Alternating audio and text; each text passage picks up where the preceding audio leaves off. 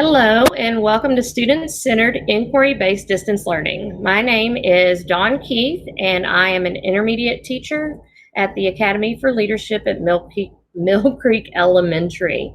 It's a mouthful. Today, I'm going to talk to you a little bit about, obviously, student-centered and inquiry-based learning, and then kind of look at some tools that we can use to make it more engaging in regards to distance learning. So the first thing I did, I'll be taking us on, I guess, from the perspective of a student, from the perspective of a teacher, and also maybe taking us through some steps of using the tools and when we would use them and how we would use them. Okay, so first I created this presentation through Google Slides. And then I used some Pear Deck add-ons, and then I would present it through Pear Deck. So I'm going to go to Pear Deck, so add-ons. If you don't have it, you can just go to add-ons, get add-ons, and do Pear Deck. And there is a free version for us. And there's also an extended version that you have to pay for. So, but I have not needed to use that paid version for anything that I've tried to do so far. So when you click a Pear Deck, then there's some things that you can add. You can ask questions. Then you can add it to your current slide, or you can make separate slides. You can also, they have a library of items that you could use there. You can add audio, and there's some more information about Pear Deck. So if we went to their library, they have ideas for bell ringers at the beginning of your lesson, different formats of slides that you can have, and they're interactive slides. There are during lesson, end of lesson, for learning development, you have critical thinking, social emotional learning, and then you have questions for different subject areas that are all a part of the free library. So I'm going to start the lesson that I created, and I'm going to go to Student Paste. We'll share that tab with you.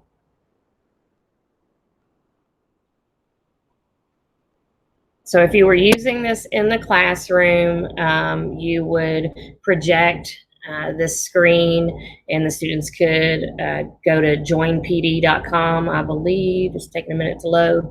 And then you could enter a code to join. Say no thank you. Or what I'm going to do is just use the direct link.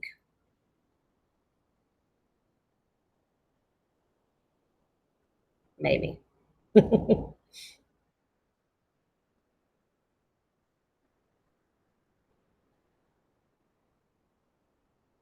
All right, so I'm going to give students a link, and it copies to clipboard, and you can just post it on Google Classroom, but we're going to just paste it here in this page since that's what I'm presenting, and you'll see what it looks like from the student's perspective.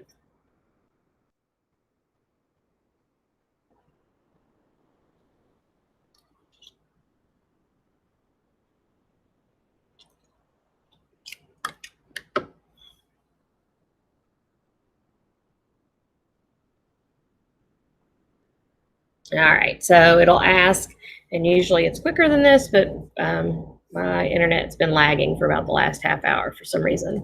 But how are you feeling today? And I'm feeling okay. And then it'll take you to the actual presentation. So I want you guys to think about, what are the conditions for powerful learning? Okay. And you are going to go to menti.com and use this code, and you are going to post. This is Mentimeter, and this is the student perspective here. And you're going to post the answer to that question, 310317.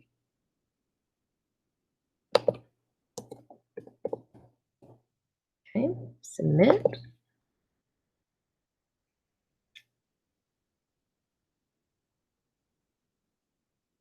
So I just learned about Mentimeter this summer, and I really like it. So what are the conditions for powerful learning? I think that powerful learning is real world. Oops, how you spell world? Space. I think it's collaborative. And I think that it is fun. Okay, so I'm gonna hit submit. And you could arrange it to where they submit one answer, your participants submit one answer, three answers, could submit one time, multiple times. So this particular setup, I chose three responses and multiple times. So now I'm going to show you what this looks like from the teacher's perspective. So we're going to go to the teachers.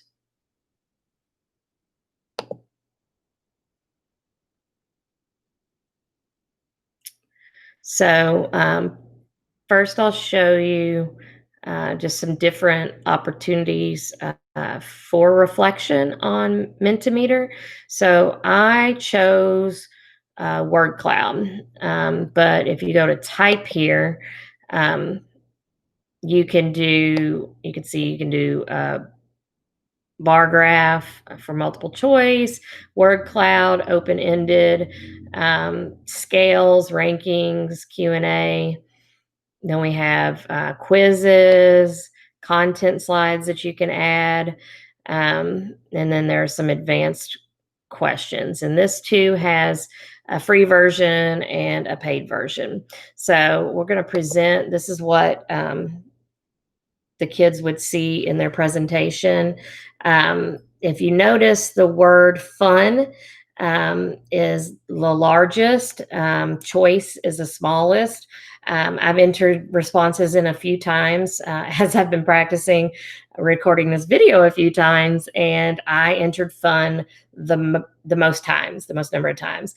And that was to show you that if students are, let's say you're asking for synonyms, and they are using the same synonym over and over and over again, it'll be huge. You'll say, come up with a different one.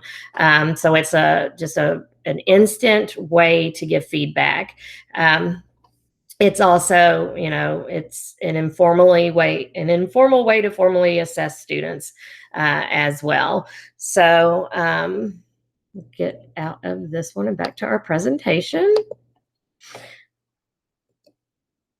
So if we were doing this live, I would compare our word cloud to what research says. So research says that conditions for powerful learning, safe and positive environment, personally invested, student choice, real world application, fun and engaging, relevant to their lives, social and collaborative, interesting and challenging. Okay. And I've got my little Bitmoji there saying, whoa, because I predict or infer, I guess, that had we done this together, there would be a lot of overlap there. Okay. And I'm not sure how many of you guys use Bitmoji, but the kids absolutely love it. And it's a cool way to personalize your presentations. You could even use, Bitmojis of your kids. You can use Bitmojis like in storytelling, just a lot of different ways that you could use the Bitmojis. So it is also, if hopefully you can see up here at the top, it's an add-on or an extension as well. And if you use Snapchat, you can just connect it to the Snapchat Bitmoji you have. I don't use Snapchat, but I do use Bitmojis when texting. So I connected mine to that Bitmoji that I use when I'm texting. So my phone. Or if it's something that you've never used before, you can just start fresh here with this Google addition or extension and build your own Bitmoji to include. And they're super easy to add. Once you have it, you can type in what you're looking for and literally right click to copy and then paste it in your presentation. So next we have, there we go.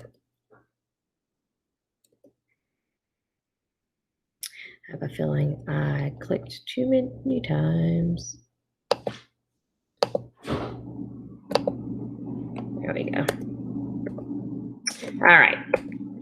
So I have found some quotes about student-centered and or inquiry-based learning, and I used a tool here called Online Voice Recorder to record myself reading these quotes.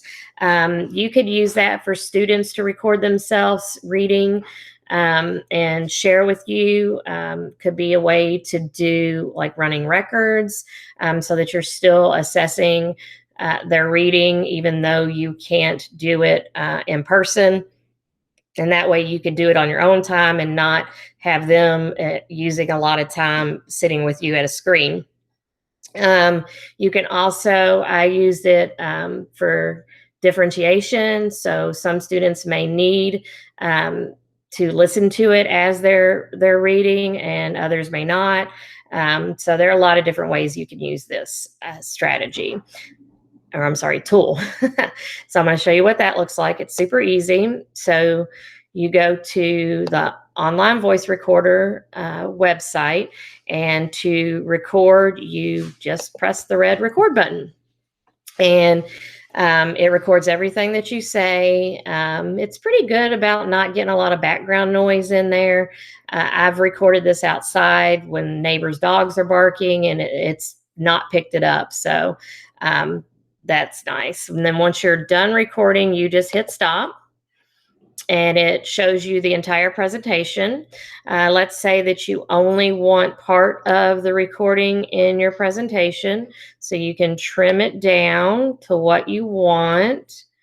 And you can play it and listen to it. It records everything that you say. I say a lot. So I'm going to take out my Records everything that you say. Almost out.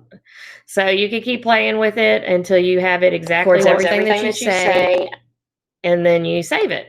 And when you hit save, it automatically downloads to your computer. The way that you add it to your presentation, so I'm going to go back now to the teacher presentation, would be to, once you have it downloaded, you just upload it to your Google Drive. And then from your Google Drive, you would insert audio, and then it'll be right there with your drive. Okay, so our goal now is for you to listen to these quotes. So I've recorded myself reading these quotes, and then you're going to listen to them, and you are going to respond in another Mentimeter survey telling me how these quotes make you feel. Teaching is not about answering questions, but about raising questions, opening doors for them in places that they could not imagine. It is the supreme art of the teacher to awaken joy in creative expression and knowledge. Children have real understanding only of that which they invent themselves. If we taught babies to talk, as most skills are taught in school, they would memorize lists of sounds in a predetermined order and practice them alone in a closet. I'm more interested in arousing enthusiasm in kids than in teaching the facts. The facts may change, but that enthusiasm for exploring the world will remain with them for the rest of their lives. Everything we do as teachers must ensure that the child's inherent desire to learn is kept alive. The people who are horrified by the idea of children learning what they want to learn when they want to learn it have not accepted the very elementary psychological fact that people, all people of every age, remember the things that are important to them, the things they need to know, and forget the rest. We have forgotten that children are designed by nature to learn through self-directed play and exploration. And so more and more we deprive them of the freedom to learn. Looking back, I realized that nurturing curiosity and the instinct to seek solutions are perhaps the most important contributions education can make. All right. So how do these quotes make you feel? We are going to go again to Mentimeter 774258.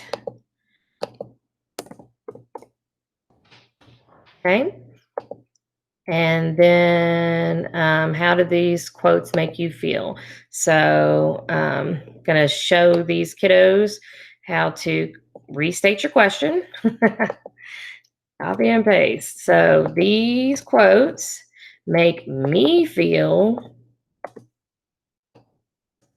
like I can think outside of the box when teaching. Okay, so instead of using a curriculum like scripted curriculum, so we can do some outside of the box. So I've submitted my response, and it says here that I could submit multiple answers. Okay, and I'm going to go now to the Mentimeter from the teacher's perspective.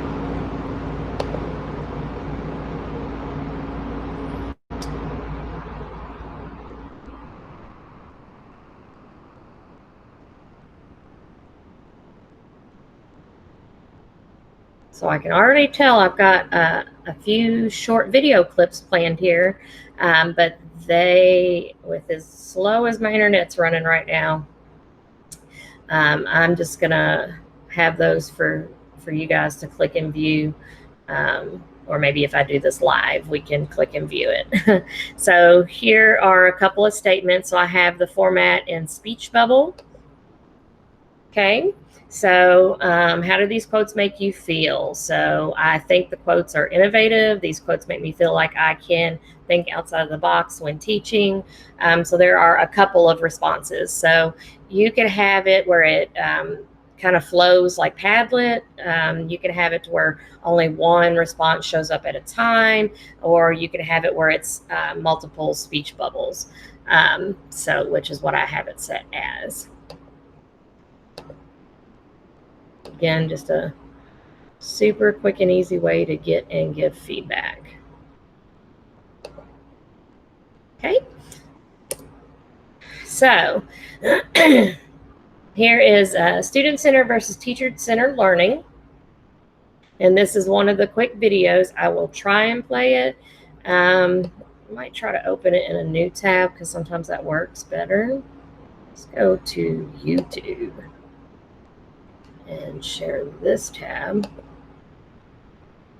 and see what happens. A chalkboard, a desk.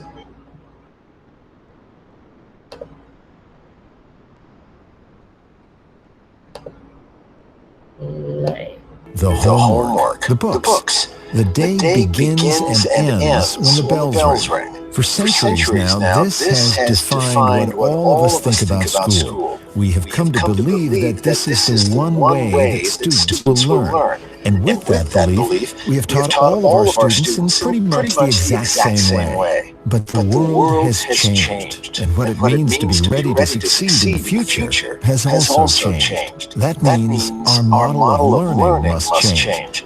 It's happening now, and it needs to happen even more, in more places, for all students, especially for those for whom the current system isn't working. There is strong data that shows we need to rethink learning. Like remodeling a house, we're not just adding a new coat of paint, we're updating the outdated parts and making it more modern and efficient, strengthening what works and fixing what doesn't. Gone are the days when some students can excel and others just get by. Our society needs all kids to excel at high levels. And to make this happen, we need to engage our students like never before. This is student-centered learning. It incorporates a student's skills and interests into the learning process, making the experience more personalized and involving the student in his or her own future. What makes this work? There are four key principles of student-centered learning. Number one, learning is personalized. Personalized learning happens when teachers know students, have strong relationships with them, and can meet students where they are in their development. Number two, learning is competency-based. Learning is about the information and skills a student has mastered, not just moving through a curriculum. In a competency-based system, students can proceed at their own pace in every subject, enabling teachers to respond to individual needs, interests, and challenges. Number three, learning happens anytime, anywhere. Students will often make important discoveries about themselves and the world around them when they learn beyond the traditional school day and outside the traditional school walls. Learning doesn't start and stop when the bells ring. And number four, the last key to student-centered learning is students take ownership. Don't make a decision about students without students. They play a direct role in their own success, actively engaging with the process to ensure the impact is lasting and meaningful. For student-centered learning to work, all four of these principles must work together. This is not an a la carte approach. It's reimagining education so it works for all students. The fact is, our world is changing. And with the latest in child development research, we know better than ever before how children and young adults learn. The facts are there, and they point to the need for a new system of learning designed around each student. And when the student becomes stronger and more focused, all of us will benefit from a new generation that is contributing to our communities and our world in so many ways. This is student-centered learning. All right.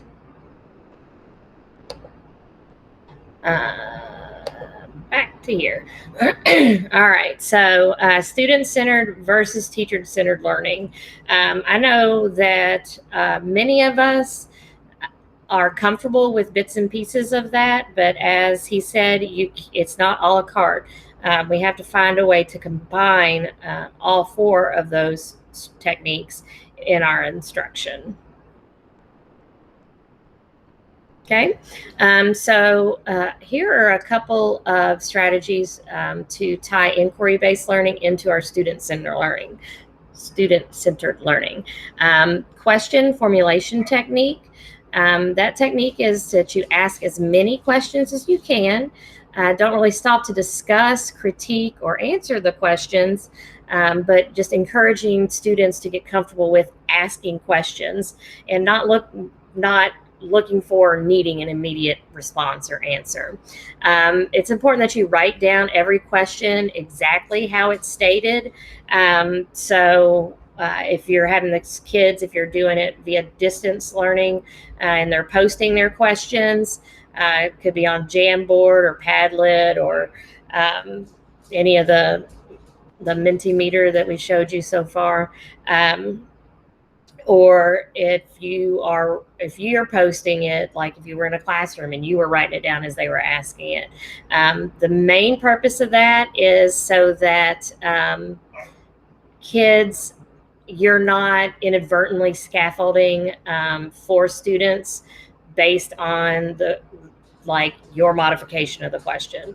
And also change statements into questions, because kids a lot of time will say, I have a question, and then they will tell you, my mom's a nurse.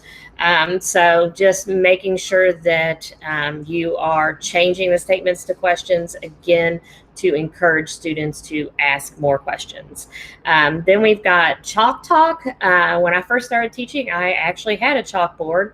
I guess now you would probably call it marker talk, and you would use it maybe on your whiteboard or butcher paper in class. But with distance learning, I again would probably use one of the many collaborative formats that I just mentioned for students to post these responses. So in this case, you post, as the facilitator, you would post a relevant question. So maybe, what did you learn today? So what, now what? How are decimals used in the world? What does social responsibility mean to you? And I would even take this a step further. The reason I put facilitator instead of teacher, because parents could be asking these questions or encouraging this as maybe that's what their homework is instead of worksheet practice. Then the students, as they feel moved or as they think of responses and make connections, then they are responding, and then they are maybe making connections with what other students are writing. Make sure you allow plenty of wait time before interacting. You don't want to cut students off. You don't want for this really to be teacher-led. Again, it's a student-centered. And then you can expand thinking by maybe circling interesting ideas. So again, you're the facilitator, but not really the person leading this activity. So circling interesting ideas, writing questions about what the students have said, adding your own reflections or ideas, connecting student responses to each other are all great ways to help facilitate and guide that learning. All right. So are you ready to shift your paradigm? And this is a great video. After 30 days, I could not believe my before and after picture. I literally rolled back the hands of time 10 years. A big nerd, so I really love this guy's presentation about inquiry, engagement. I teach chemistry. All right. So more than just explosions, chemistry is everywhere. Have you ever found yourself at a restaurant spacing out, doing this over and over? Some people nodding yes. Recently, I showed this to my students, and I just asked them to try and explain why it happened. The questions and conversations that followed were fascinating. Check out this video that Maddie from my Period 3 class sent me that evening.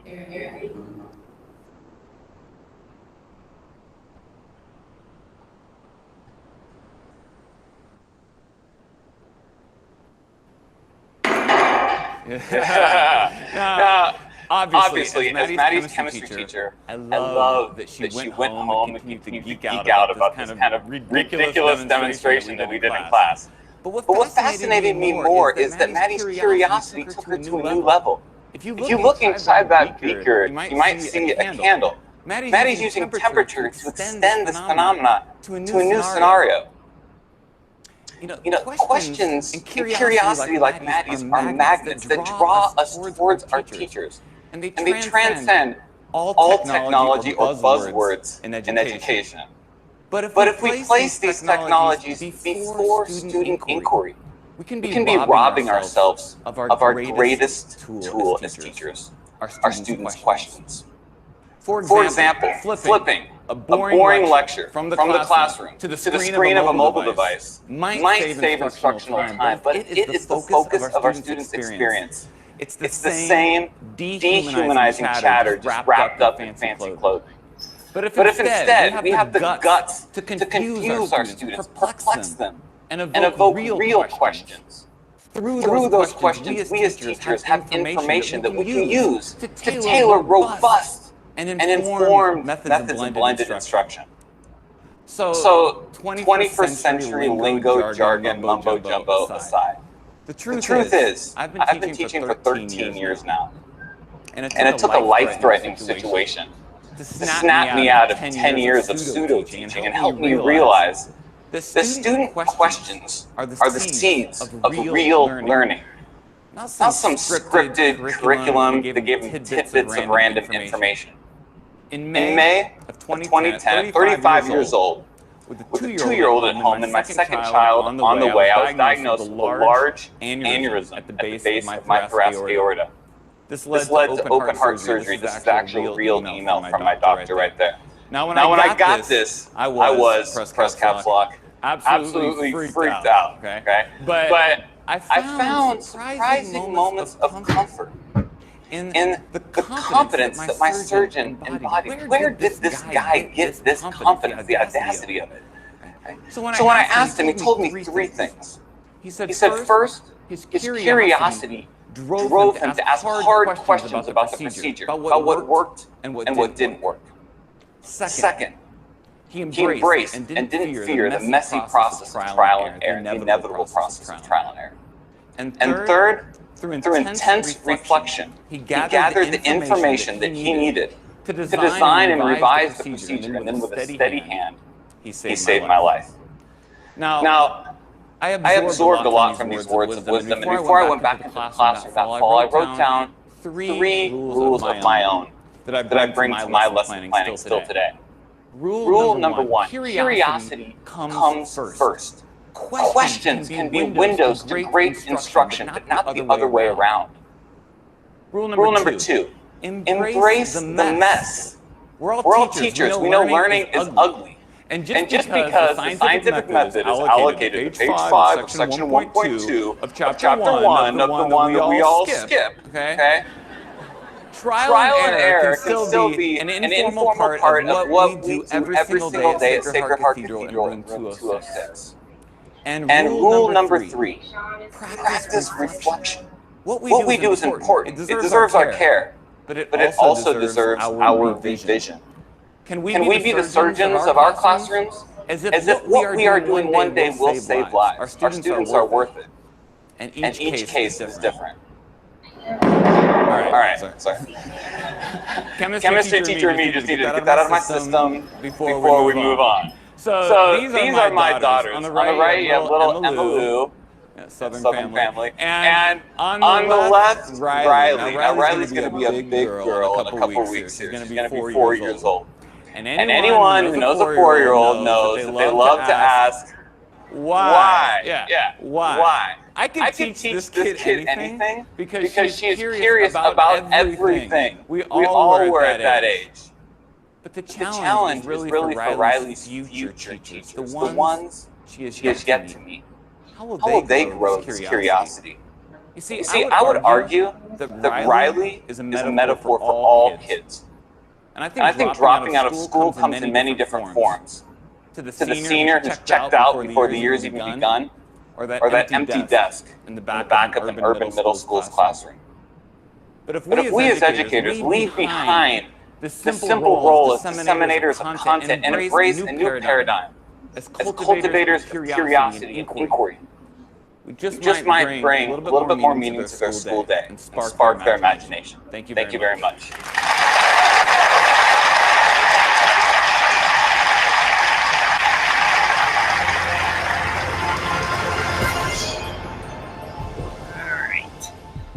So let me go back to my presentation.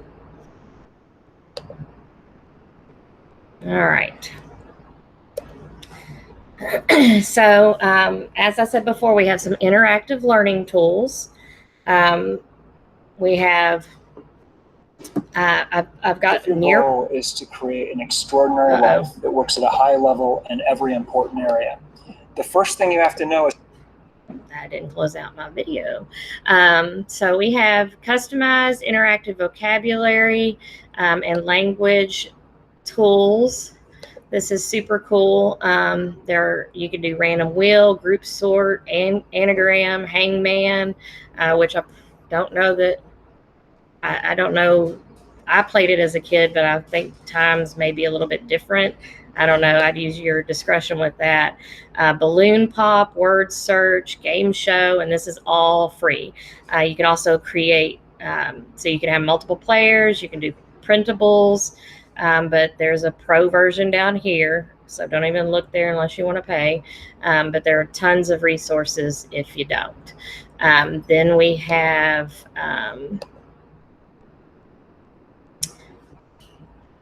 math manipulatives, and it's like screen after screen after screen after screen. So this is like multiple, there we go, multiple pages. You could click on any of these and it'll take you to additional math manipulatives. And then like let's look at the geo board, for example. Like I get to make patterns. I can, it's like so much fun. So talk about increasing engagement. Then we've got, back to my presentation, giant Bitmoji library, and it even has access to things that are accessible for students with special needs, or like their wheelchairs, so that they can represent themselves. So this is a great tool to use for your kids if you want them to build their own Bitmoji stories. So I'll show you just kind of what that looks like.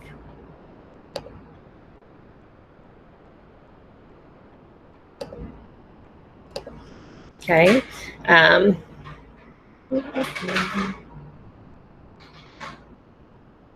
right. So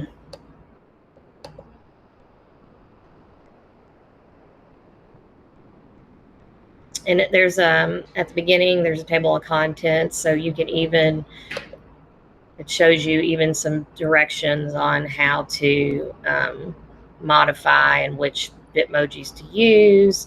Then you've got classroom items, so and they're home items, so that you could create your stories. Okay, we've got this ideas for collaboration in Book Creator, and I absolutely love Book Creator. So the students can use, and I don't think, it's not going to let me share this screen. Let me go back to sharing. I think I closed out my presentation on accident. There we go. Yep. Okay. So ideas for using collaboration in Book Creator. There we go. So literally you could go to any page and it gives you ideas. So you can create a class vocabulary book. You can make speaking postcards. You can do jigsaw examples, make journals with your science or social studies or writing, exploring authors and their work collaboratively, and it goes on and on. So there are amazing examples of things that you could use this for. Podcasting, kids can create their own podcast, kids can create their own fiction and nonfiction stories. So definitely student-centered and collaborative. And the last thing on this slide we have is Nearpod. So I'm going to join nearpod.com. And EYLZH.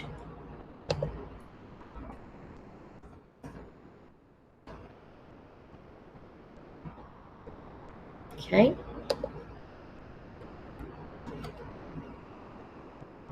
So this is my example. So I have an Nearpod account and it's free, but there are, again, things that you can add on to it.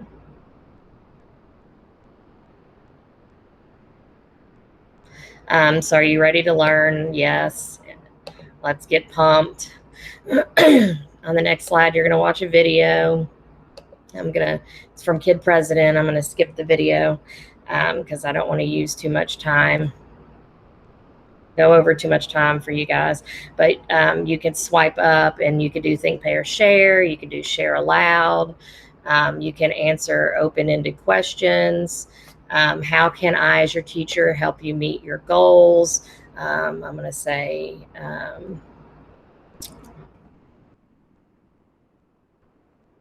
be respectful. So maybe their goal has to do with cool down strategies and things that set them off, or when teachers aren't respectful or come at them with a negative tone, so that you can submit that response. Let's get inspired. So this is actually a free one that was already made, but you can also create these yourself in Nearpod. And there are tons of free ones. This is cool because it has educational quotes and you can tap it to read them all. And then the next slide is like circle which one's your favorite. Sharing about yourselves. So on this one, you can actually write on it. You can pick, we'll write with orange, and you can write on it. Let's reflect. Another open-ended question, and so on. So there's a lot of cool, you can see this, there's 21 slides in this presentation. And again, it's all subjects, social emotional learning, reading, writing, science, history. Nearpod it's super cool too. A lot of fun. Back to our presentation. I have some adapting Kagan cooperative strategies for distance learning. So think type share instead of think pair share, or think time share. 4 corners using Mentimeter or escape rooms. And there's actually a link on this escape room to a video that I'll show in just a moment of how to make your own using Google resources. Post-it Parade, you can use a Padlet or Jamboard. And then Rally Coach, you could use Flipgrid, Desmos. I tried to include things that I didn't really share in this presentation yet. So we're now going to go to this new tab for the escape room. I'll share. Hey there, everybody. This is Amanda Dills, and in this video, I'm going to show you how to create an interactive digital escape room using a combination of Google Slides, Forms, Docs, and YouTube. Now, you're probably already familiar with the concept of what an escape room is in real life. It's basically an attraction that people pay money to go and get locked in a room with their friends and solve a bunch of puzzles and find clues that lead them to a code that unlocks the door so they can get out in a set amount of time. People have been doing digital versions of these for a while using Google Forms. There's some really cool examples. I'll link at least one down in the comments.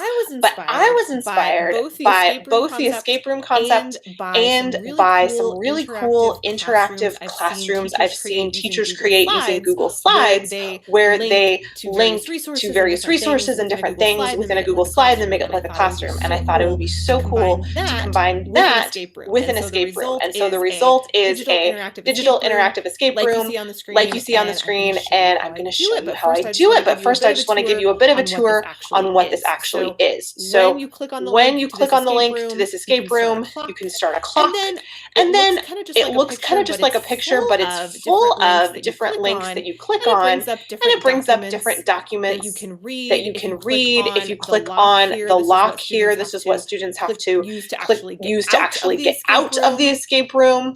And then they lead to some different videos and some different things.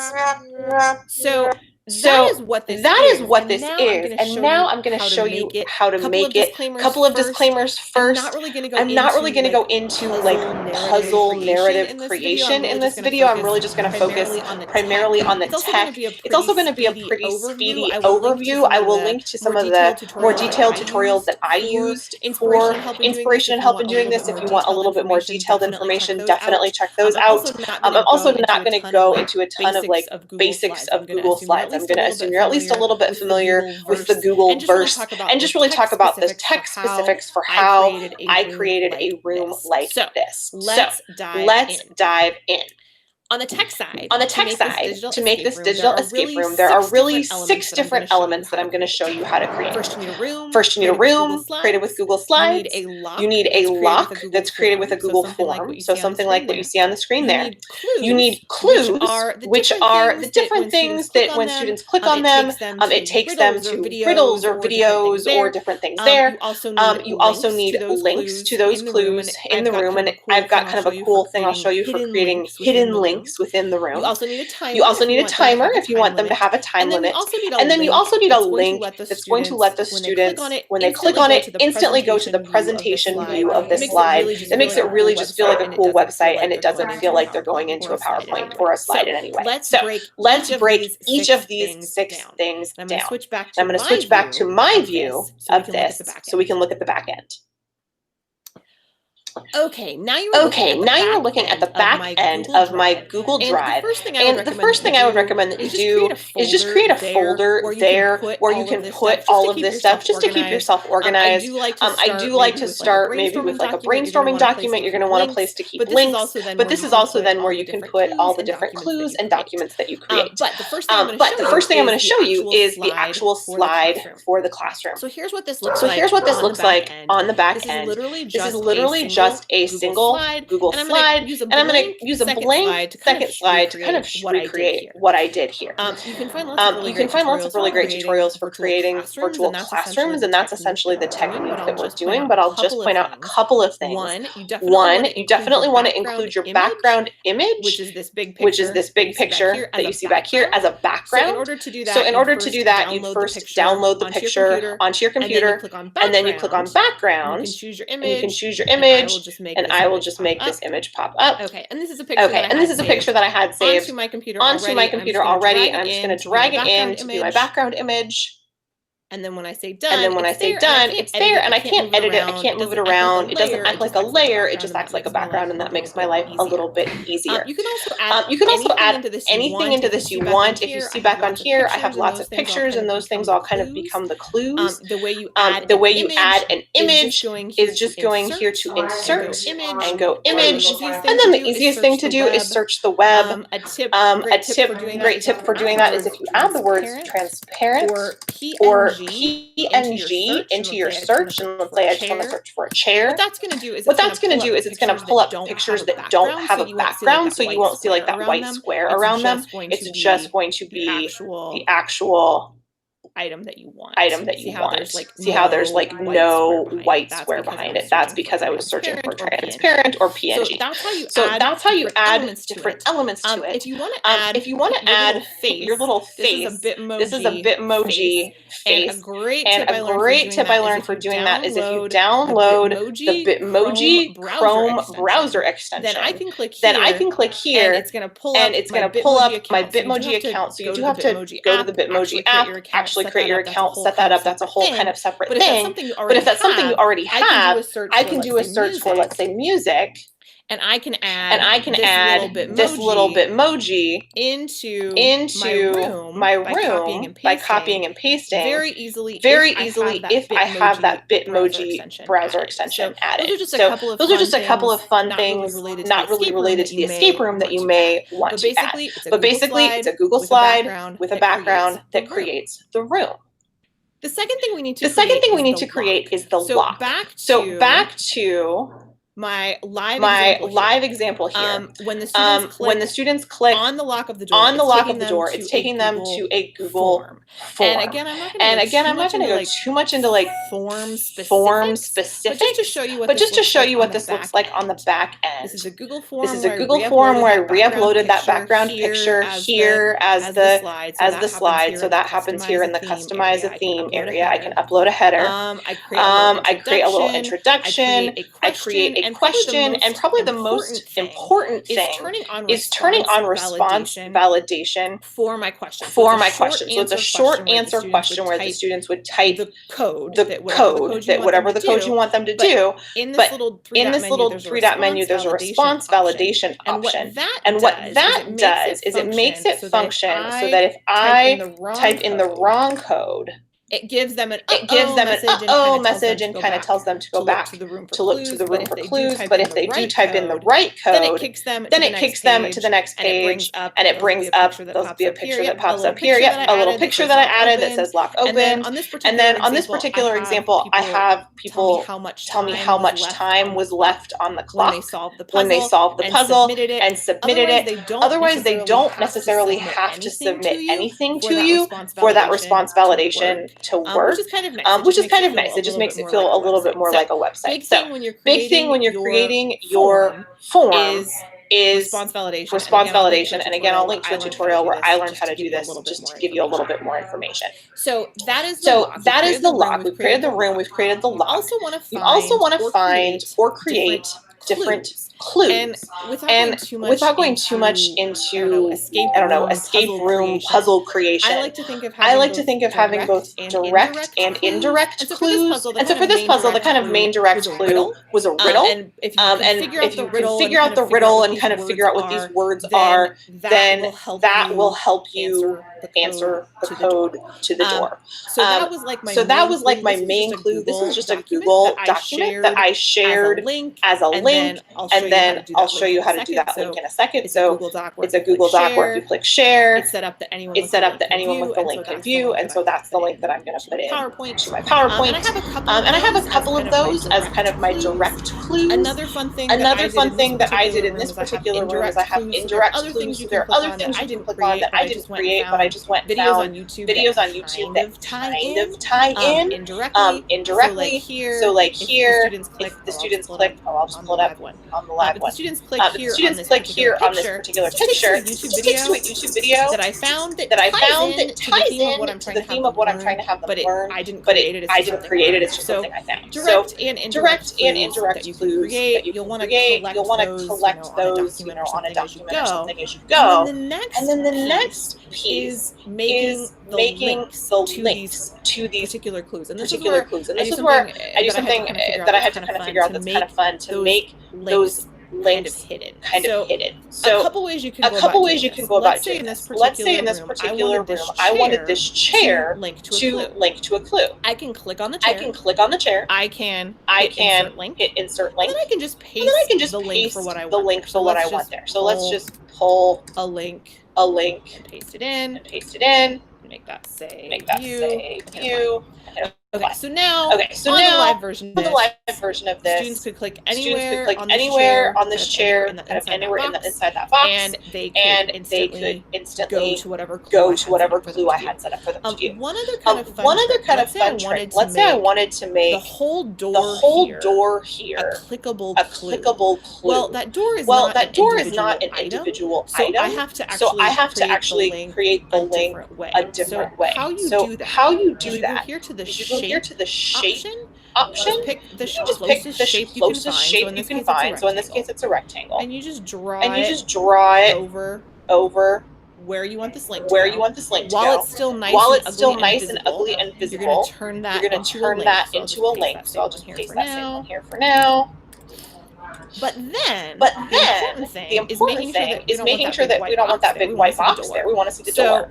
So when I have clicked when on I it, have clicked on it, so that box is selected, I can then go up to the fill color, make the fill color make the fill color transparent, click on this little pencil, click on this little pencil for the border color, make the border color transparent. Now it doesn't show up, but there is a shape there that links to whatever item I set. So far, we've created the room. We have puts a few items in it. We have collected and gotten all our clues ready to go. And now we've learned how to make links to those clues appear, whether it's with objects we've already added or by creating an invisible shape that could be the link. Okay. The fifth element to this room that's kind of fun is the timer. That's a really crucial part of real life escape rooms. And it may or may not always be appropriate for what you're doing, but it's very easy to add one in. And you're going to do that just by adding in a video, because there are tons of countdown videos on YouTube that you can just simply embed. So I'm going to click on video. Let's say I wanted this particular timer maybe to be 60 minutes. I want them to have an hour. I'm just going to do a search here for 60-minute timer. And then there's tons of options. Now you probably want to check these, make sure they're appropriate, all of that stuff. But for now, let's just pick the first one that comes up and hit select. And then look at some of these options. I would definitely want it to autoplay when presenting. And I can put a shadow on it. I can kind of tweak it in a lot of different ways. For now, I'm going to mute the audio. So it doesn't distract this video. I'm going to close that out. And then I want this to look like a clock on the wall. So I'm just going to shrink the little shape down. And let's just present this. When this plays, and you're only seeing a part of the screen, it's going to just have that timer that's counting down there right in that little YouTube video. So that is how to create the timer. So far, we created a room. We've put a few fun things in it. Created our clues. Added them. Added our timer. The last technical element that you're going to want to do with this is a way to have it so that when students click on the link to this room, it just instantly goes to your presentation. You don't want it to look like a PowerPoint or look like Google Slides. If I go back to this one, when you click right on that link, it just takes you instantly to this, and it looks kind of like a cool interactive website. So how you go about creating this is a bit of a hack. You don't do the normal sharing options. What you do instead is you open up the slide that you want. You pull the URL from the top of your slide and copy that. And just to kind of show you what this looks like, I'll just add a blank slide with a text box. Just so you can see what I'm doing. Here with the text. I'll make that nice and big. Okay, so this is the link. So this is the link that comes here. Instead of edit, you're just going to change this text. Where it says edit, you're going to change that to preview and hit apply. Now, if I take this particular link, I'm going to copy it, and I'm going to go back to have an incognito window open where I'm not logged in, just to show you what it looks like when you're not logged into the account. But if I put that link with preview in there, and I click on it, it instantly goes to a preview. That auto starts playing. It doesn't look like a slideshow. It's instantly in preview mode. This is a really easy way to share that link, especially if you're sharing it with people that you don't want them to get in and manipulate anything. You just want them to play the escape room. That's a way you can do it.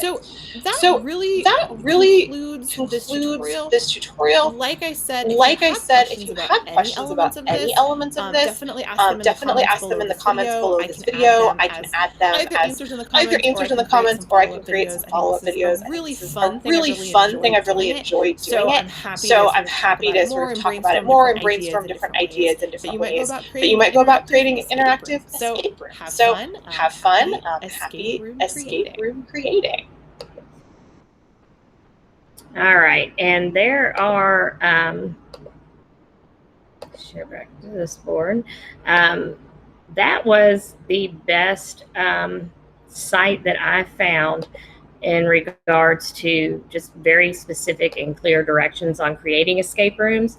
And there are lots of free escape rooms that have already been created. So there's a lot of stuff out there in regards to these fun interactive escape rooms. So I know we've done it like in the classroom with like paper, pencil, and objects and items. But this is just a new, with distance learning, a new element to make things more engaging and more challenging for students, so that they're asking questions and they're trying to solve things multiple ways, especially with math. So, all right, and back to our presentation. Last but not least is a Pear Deck.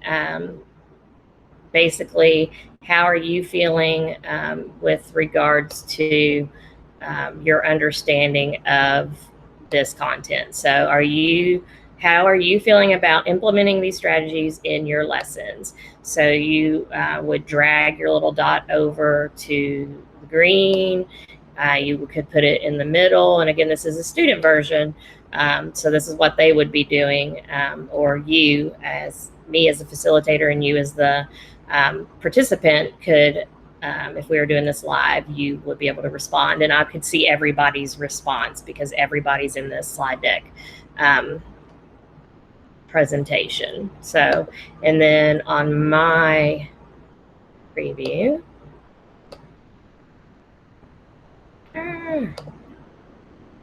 so just to show you, just the normal, like that's all I posted and just started the Pear Deck, and that's what it looks like to the participants.